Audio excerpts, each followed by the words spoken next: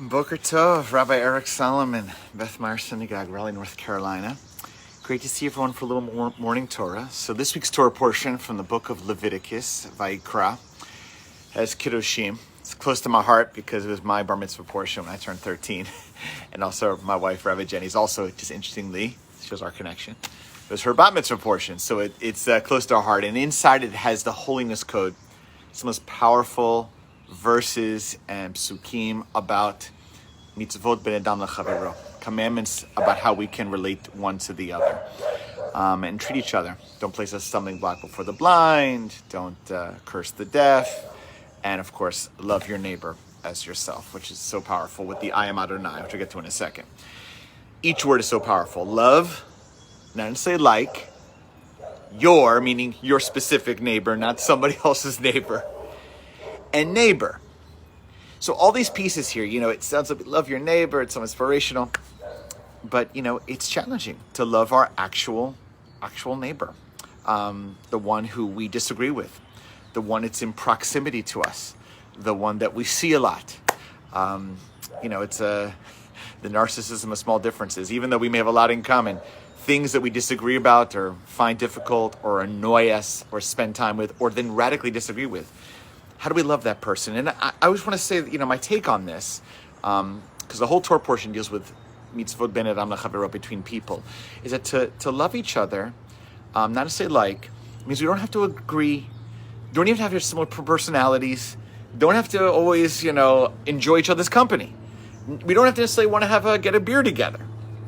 But to love each other really means to come to each person from the beginning, lachatchila, with a sense of compassion, with a sense of wondering of what a person's about, a place of curiosity, a place that says, I'm interested in you and I'm curious about you before I judge you. And, I heard once from a teacher of mine, I forget which specific rabbi once said, when he has challenges relating to someone's being difficult or just annoying, and they find it difficult to love them, he imagines what it was like when they were a baby and their parent was holding them in their arms. And the way a parent looks at a baby, the baby could be doing could be crying, the baby could be spitting up, baby could be difficult, colicky. But a parent looks at the baby, is not worried about so much that detail, it's just overwhelmed with love, that in compassion, and trying to understand and being curious. And that's a kind of framing of how we should look at the world and look at people.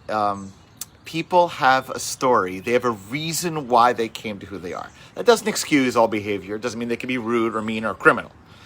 But it means in general, to love and actually like one's neighbor means that we are trying to, and the people close to us, especially proximate to us, of all different backgrounds, we're trying to find a way to love and understand and be compassionate, give them benefit of the doubt. And that's why the beautiful end of it says, I am Adonai. I am Adonai, I am God, comes up a lot in the Torah, often around mitzvot and commandments that are hard to fulfill.